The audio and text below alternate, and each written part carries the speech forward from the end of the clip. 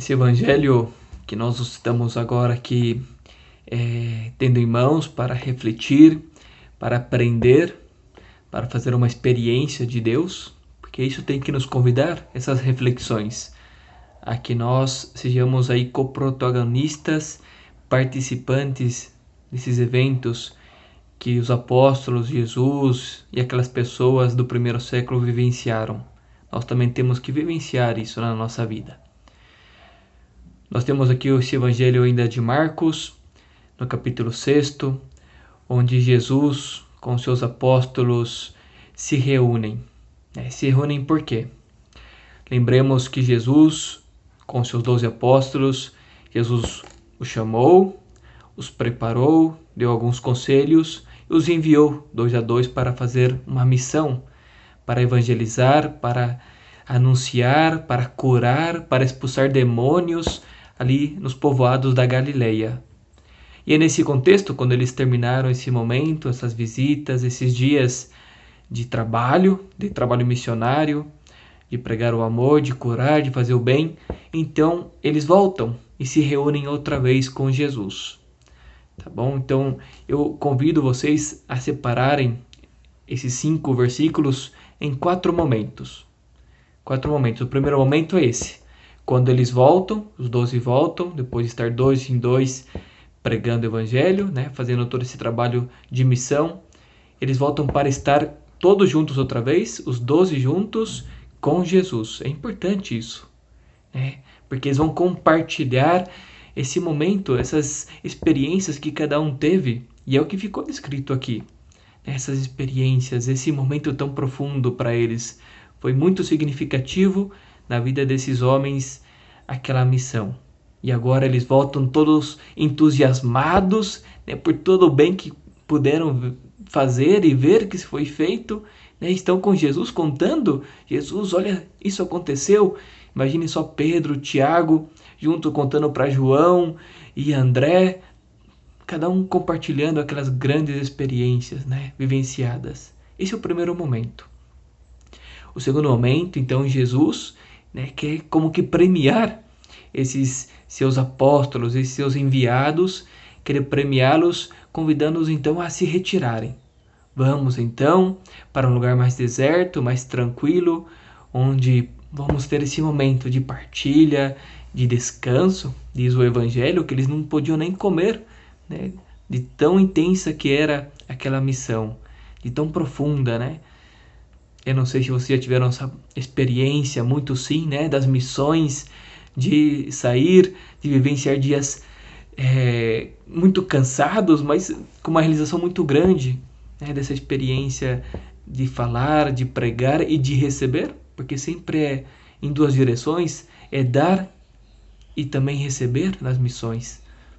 Bom, essa é a experiência desses apóstolos. Então nesse segundo momento eles sobem numa barca, na barca deles provavelmente, e cruzam o lago buscando um lugar mais tranquilo para estar a sós, eles com Jesus, e talvez descansar e até rezar e vivenciar aquela missão profunda já com seu descanso. E entramos então nesse terceiro momento, quando a multidão, imagine só, a multidão então vendo que eles subiram na barca, intuindo para onde eles iam, eles vão atrás também e vão correndo porque querem chegar antes que eles.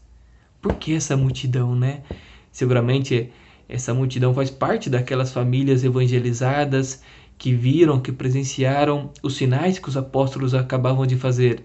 Então também eles estão com esse entusiasmo muito grande e correm para esse lugar, para estar nesse deserto também com Jesus e os apóstolos. Eles querem continuar vivenciando essa experiência profunda, mística, espiritual, transformadora que viveram nesses dias aí nas missões dos apóstolos. É um momento de muito entusiasmo.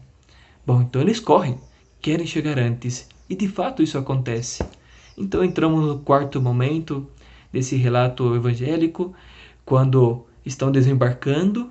Imagine só, eles desembarcando, Jesus e os apóstolos, querendo chegar num lugar solitário só para estar eles, e se deparam com uma grande multidão ali, que não deveria estar ali. É um lugar deserto. vamos ver as duas atitudes, né? O Evangelho mostra Jesus que olha, que se depara, né, com um olhar daquela multidão na praia deserta, que deveria estar deserta, e aquelas pessoas estão ali sedentas, né, de continuar escutando, de continuar sendo tocadas pela palavra e pelos sinais daqueles apóstolos e sobretudo de Cristo nosso Senhor. Então Jesus deve ter olhado para os apóstolos dizendo: eu tinha pensado, né, em trazer vocês para um lugar deserto e trouxe vocês para mais trabalho. E os apóstolos que se olhavam entre eles cansados, né, dizendo: pois merecemos um descanso e olha só o que temos pela frente, mais missão, né? E isso acontece. Então Jesus fala para eles, né, mostra o coração de pastor, o coração desejoso de tocar aqueles corações. Olha só, eu sinto compaixão deles. E espero que vocês também, meus queridos apóstolos, tenham compaixão. Que esse sentimento sobressaia pelo sentimento de cansaço que seguramente vocês têm nesse momento. Mas olha, vamos lá. Vamos dar a eles uma palavra, vamos dar a eles um conforto, vamos ajudá-los a aprender que essa vida, né, nossa vida nesse mundo, não se caminha sozinhos, que eles precisam ser acompanhados, que nós precisamos indicar para eles um sinal, o céu temos que indicar para eles, a vida eterna. É por isso, é disso que eles estão sedentos. Vamos mostrar para eles, queridos apóstolos. E assim termina esse momento, né? O que seria um grande descanso, Jesus converte, né, em um momento ainda de missão, de se doar, de ser generosos, de tirar aquele último esforço, né, para se dar ao próximo.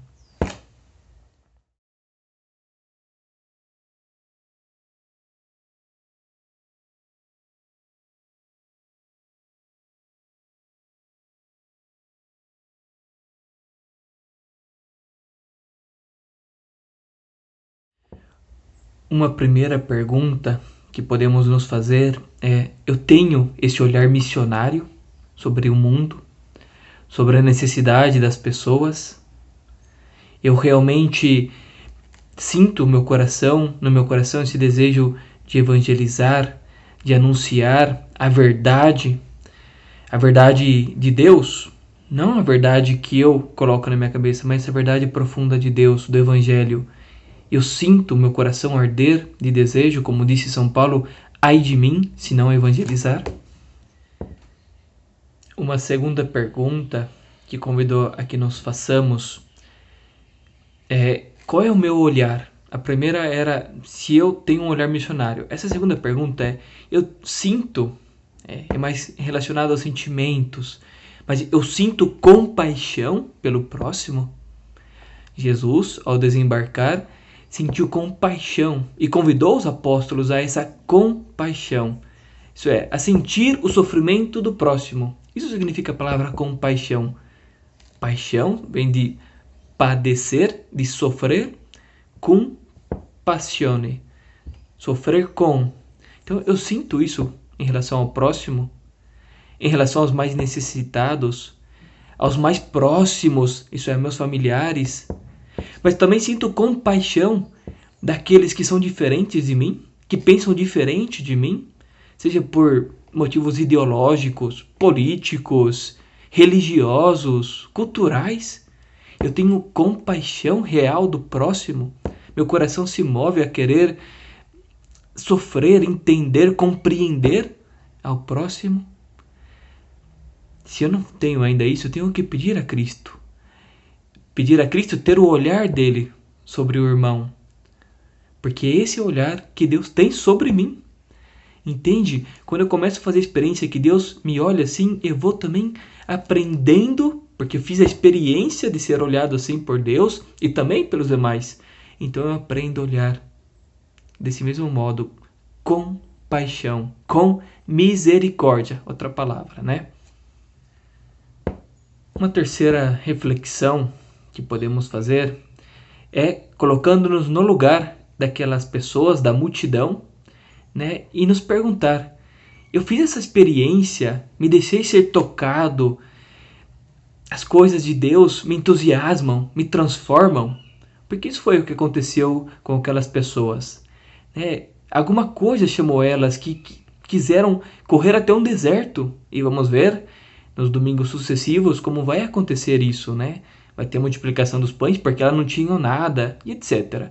Mas bom, o que interessa é colocar-nos no lugar dessas pessoas e nos perguntar também: eu também me deixo tocar pela evangelização?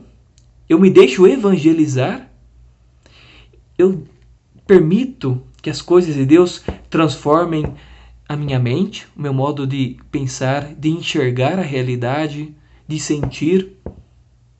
É uma boa pergunta de se fazer, né? E se essa palavra me move depois a continuar buscando, como aconteceu com aquelas pessoas, com a multidão, quiseram continuar fazendo a experiência, crescer na experiência, ser tocado cada vez mais. Eu me permito isso?